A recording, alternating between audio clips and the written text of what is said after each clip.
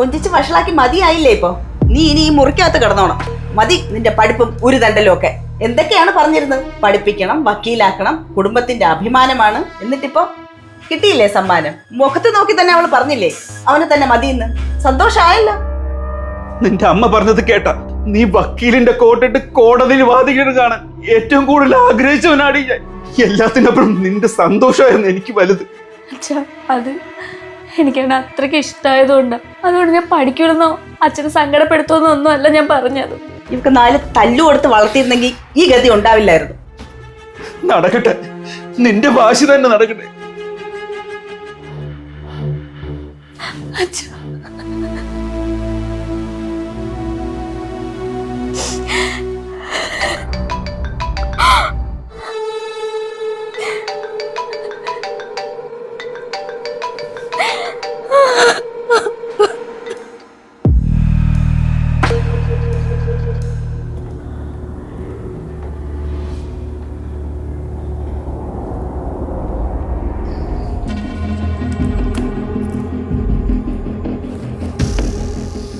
അവളെ വിളിച്ചിട്ടാണെങ്കിൽ എടുക്കുന്നുമില്ല, ഒരു അഡ്രസ്സും ഇല്ല.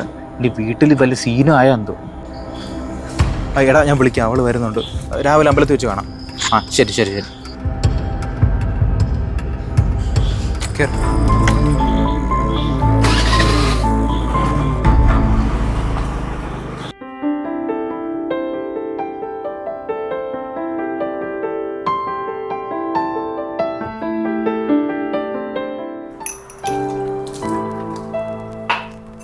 അമ്മ,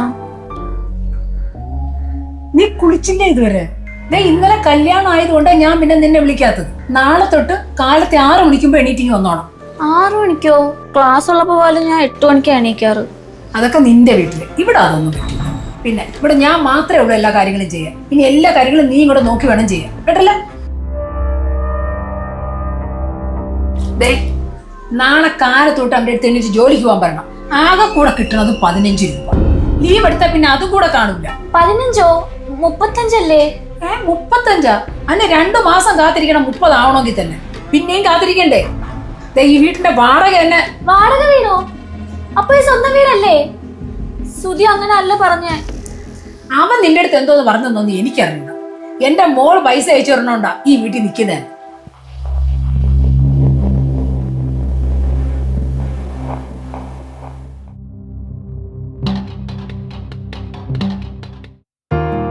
ഹായ്, ഗുഡ് മോർണിംഗ്.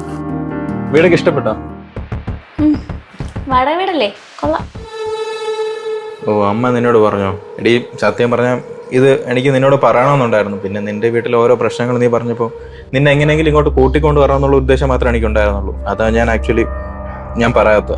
അത് മാത്രല്ല, സാലറിയുടെ കാര്യം പറഞ്ഞു. നിനക്ക് 35,000 രൂപ ഉണ്ടെന്നല്ലേ ഞാനോട് പറഞ്ഞത്? ശരിക്കും നിനക്ക് 15,000 രൂപയുള്ളോ? എടാ, ഓവർ ടൈം ഒക്കെ ചെയ്ത് അത്രയും പൈസ കിട്ടും. പിന്നെ ഈ മാസം ഞാൻ കുറച്ചധികം ലീവ് എടുത്തു. പിന്നെ നീ അതൊന്നും ഓർത്ത് ടെൻഷൻ അടിക്കണ്ട. നമ്മളിപ്പോൾ ഒരുമിച്ചില്ലേ, പിന്നെന്താ പ്രശ്നം? നീ പോയി കുളിച്ച് റെഡിയാ, നമുക്ക് പുറത്ത് ഫുഡ് കഴിക്കാം. പുറത്തു പോയാൽ ഒരുപാട് കാശൊക്കെ ആവില്ലേ ഫുഡ് കഴിക്കാനായിട്ട്? അതുമല്ല, അമ്മയ്ക്ക് ഇഷ്ടാവണമെന്നില്ല.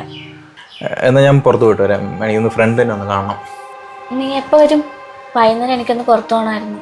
ഇന്നലെ അമ്പലത്തിൽ നടന്ന ഷോ ഒന്നും നീ മറന്നിട്ടില്ലല്ലോ. നിന്റെ അമ്മ എന്നെ എന്തൊക്കെയാ പറഞ്ഞു? പുറത്തിറങ്ങരുതെന്നാ ഭീഷണി. അതിനുള്ള മറുപടി ഞാൻ ഇന്നലെ തന്നെ കൊടുത്തില്ലേ. ഇനി അവർ നമ്മുടെ ഒരു കാര്യത്തിൽ ഇടപെടാൻ വരൂല. അത് ആലോചിച്ച് ടെൻഷൻ ആവണ്ട. കണ്ടറിയാം.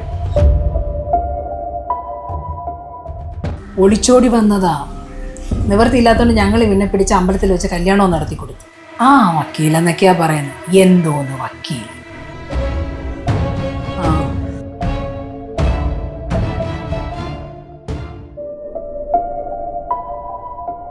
ഇതേ മോൾ ഈ പാത്രം കഴുകുമ്പോഴേ അകത്ത് കുറച്ച് പാത്രം കിടപ്പുണ്ട്, അതും കൂടെ കഴുകി വെക്കും.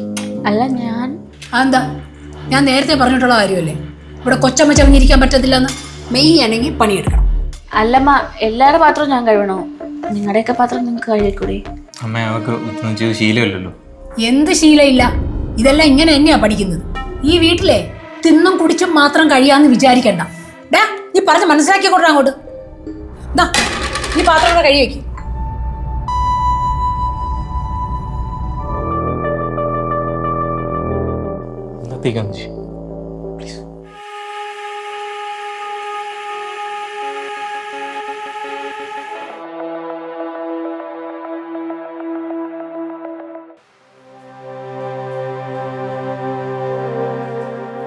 നിങ്ങൾ എന്തിനാ ഇങ്ങനെ ആലോചിച്ച് വിഷമിക്കുന്നത്? അവൾ അവളുടെ വഴി തിരഞ്ഞെടുത്തു കഴിഞ്ഞു. പക്ഷേ അവൾ ചെന്നപ്പെട്ടത് ഒരുപാട് കള്ളങ്ങൾക്കിടയിലാണോ എന്ന് എനിക്ക് സംശയമാണ്. ഞാൻ ആ സുധീഷിനെ കുറിച്ച് അന്വേഷിച്ചിരുന്നു. അവൻ നേരാവണ്ണം ജോലിക്കൊന്നും പോയില്ലെന്ന് അറിയാൻ കഴിഞ്ഞു. പോരാത്തതിന് അതൊരു വാടക വീടും കൂടെയാണ്. എന്നിട്ട് നിങ്ങൾ എന്താ ഇത് നേരത്തെ പറയാതിരുന്നത്? ദൈവമേ, നമ്മൾ ആലോചിച്ച് വെച്ച ആ വിവാഹം വേണ്ടെന്ന് വെച്ചപ്പോൾ അവൾ അന്ന് പറഞ്ഞ അവനേതോ വലിയ ജോലിയാണെന്നല്ലേ? പറഞ്ഞിട്ടെന്ത് കാര്യം? അവൾക്ക് സ്വന്തം അച്ഛനേക്കാൾ വിശ്വാസം അവനെ ആയിരുന്നല്ലോ. അനുഭവിക്കുമ്പം പഠിച്ചോളൂ. അത്രമാത്രമല്ലേ അവനെ അന്ധമായി വിശ്വസിച്ചിരിക്കുന്നത്. അല്ല, അന്ന് ഞാൻ എന്തെങ്കിലും പറഞ്ഞിരുന്നെങ്കിലേ, എന്നെ ഇഷ്ടമില്ലാത്തതുകൊണ്ടാണ് ഇങ്ങനെയൊക്കെ പറയണേന്ന് പറയില്ലേ, അതും കൂടെ നമ്മൾ കേൾക്കണ്ടേ?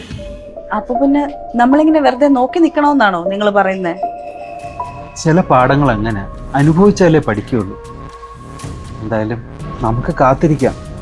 അപ്പോഴേക്കും അവളെല്ലാം മനസ്സിലാക്കുമായിരിക്കും.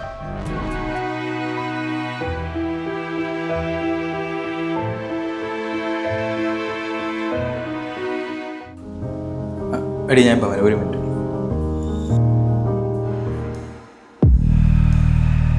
അമ്മ ഒരു 500 തന്നാ. 500 രൂപയോ? എന്തിനാടാ? ഞാനൊന്ന് പുറത്ത്, അവളോ? രണ്ടുപേരും ഉണ്ടല്ലേ, ഒരു കാര്യം ചെയ്യ്, ഞാൻ ഓൺലൈനായിട്ട് അയച്ചു തരാം. ദേ, നിനക്ക് ഈ മാസത്തെ ചെലവിനെ കുറിച്ച് വല്ല ബോധമുണ്ടോ? ചെലവ് കൂടണ്ട. അത് ഞാൻ നോക്കിക്കോളാം അമ്മ, ഞാൻ പോയിട്ട് വരാം. ശരി. എടി നമുക്ക് പോവാം. സുധി ഒന്ന് നിന്നേ. എന്താടി? സുധി എന്തിനാ അമ്മയുടെ കയ്യിൽ നിന്ന് കാശ് വാങ്ങിയേ? എടി ഞാൻ സാധാരണ അമ്മയുടെ എല്ലാം പൈസ കൊടുക്കാറ്. പിന്നെ എന്തെങ്കിലും ആവശ്യം വരുമ്പോൾ അമ്മയുടെ നിന്ന് വാങ്ങും. ഈ 500 രൂപ കൊണ്ടാണോ നമ്മൾ പുറത്തേക്ക് പോകാൻ പോകുന്നത്? എടി എൻ്റെ കയ്യിൽ ഓൾറെഡി ഒരു 500 ഉണ്ട്. പിന്നെ അമ്മയുടെ ഞാൻ ചുമ്മാ വാങ്ങിച്ചെന്നേ ഉള്ളൂ. സുധി, എനിക്ക് ഒരു ജോലി ഡ്രസ്സ് വാങ്ങിക്കാൻ എന്തൊക്കെയോ ഈ 500 രൂപ? കഴിഞ്ഞ കുറേ ദിവസമായിട്ട് നിന്റെ ചേച്ചിയുടെ പഴയ ഡ്രസ്സാണ് ഇട്ടുകൊണ്ടിരിക്കുന്നത്. കുറച്ച് പുതിയ ഡ്രസ്സ് വാങ്ങിക്കാമെന്ന് വിചാരിച്ചിട്ടാ പുറത്തേക്ക് പോകണം എന്ന് തന്നെ പറഞ്ഞത്. നിനക്ക് എത്ര രൂപ സാലറി ഉണ്ട് സുധി? എടി അത് പറയേ. എടി 15,000 രൂപ. നീ എന്നോട് 35 എന്നല്ലേ പറഞ്ഞിരുന്നത്? എടി വാ നമുക്ക് പുറത്തേ സംസാരിക്കാം. നീ എന്തിനാ എന്നോട് കള്ളം പറഞ്ഞ സുധി? എടി നമുക്ക് പുറത്തു പോയി സംസാരിക്കാം വാ. എന്തിനാ എന്നോട് കള്ളം പറഞ്ഞാ ഞാൻ ചോദിക്കുന്നേ? എടി അതങ്ങ് പറ്റിപ്പോയി. അമ്മ അകത്തുണ്ട്, വാ നമുക്ക് പുറത്തേ സംസാരിക്കാം പ്ലീസ്.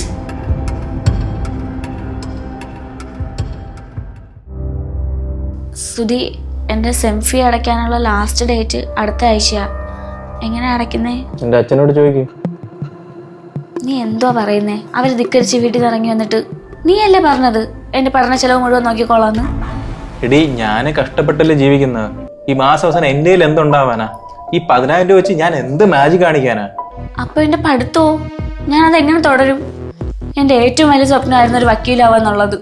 സ്വപ്നം കാണുന്നത് തെറ്റൊന്നുമല്ല, പക്ഷെ സ്വപ്നം കാണുമ്പോൾ അതിനുള്ള ചെലവ് കൂടെ നമ്മുടെ കയ്യിൽ വേണം. ഒരു കാര്യം ചെയ്യും, തൽക്കാലം നിന്റെ പഠനം നീ നിർത്തും. നമുക്ക് സാമ്പത്തികം എപ്പോഴെങ്കിലും ഉണ്ടാകുമ്പോൾ അപ്പം ആലോചിക്കാം. കല്യാണത്തിന് മുന്നേ നീ ഇങ്ങനെയൊന്നും ആയിരുന്നല്ലോ പറഞ്ഞത്. എനിക്ക് പഴയതൊന്നും സംസാരിച്ച് അടികൂടാൻ താല്പര്യമില്ല.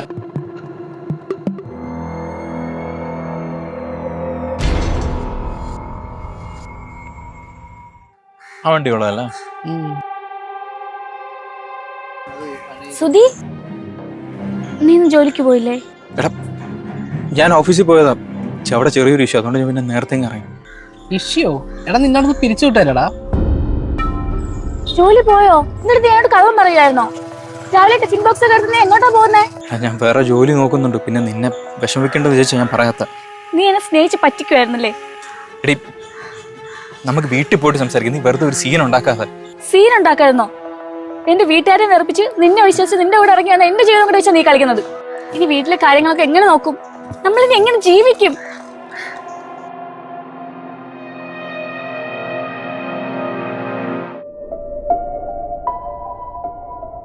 നീ എവിടെ പോയതാ? സുധീഷ് ജോലിക്ക് പോയി കഴിഞ്ഞാൽ നിന്റെ തോന്നിയ ദിവസമാണ് അല്ലേ? അപ്പൊ അമ്മ അറിഞ്ഞില്ലേ പുന്നാര മോന്റെ ജോലി പോയ കാര്യം? അതിനിപ്പോ എന്താ, ആണുങ്ങളാകുമ്പോ അതൊക്കെ പതിവാ. ജോലി വരും പോവും. നീ എന്തിനാണ് ഇങ്ങനോട് ഒച്ചെടുക്കുന്നേ? ഒരു 10,000 രൂപയ്ക്ക് പോലും ജോലിയും വയ്യാതെ കൂടെയാണല്ലോ ഈശ്വര ഞാൻ ഇറങ്ങി വന്നത്. അപ്പം നിന്റെ മനസ്സിലിരിപ്പ് ഇതായിരുന്നല്ലേ? അവന്റെ ജോലി പോയതറിഞ്ഞപ്പം നിന്റെ സ്നേഹം അങ്ങ് പോയോ? ഡേ, അവനെ നിന്നെ വിളിച്ചിറക്കി കൊണ്ടുവന്നൊന്നുമല്ല, നീ ഇറങ്ങി വന്നതാ. നിനക്ക് ജീവിക്കണമെന്നുണ്ടെങ്കിൽ മര്യാദക്കൂടെ ഒതുങ്ങി ജീവിക്കാം, ഇല്ലെങ്കിൽ നിനക്ക് വന്ന വഴിയെ പോവാം. കേട്ടല്ലോ? അല്ലാതെ എന്റെ മോനെ കുറ്റം പറയാനൊന്നും നീ ആയിട്ടില്ല.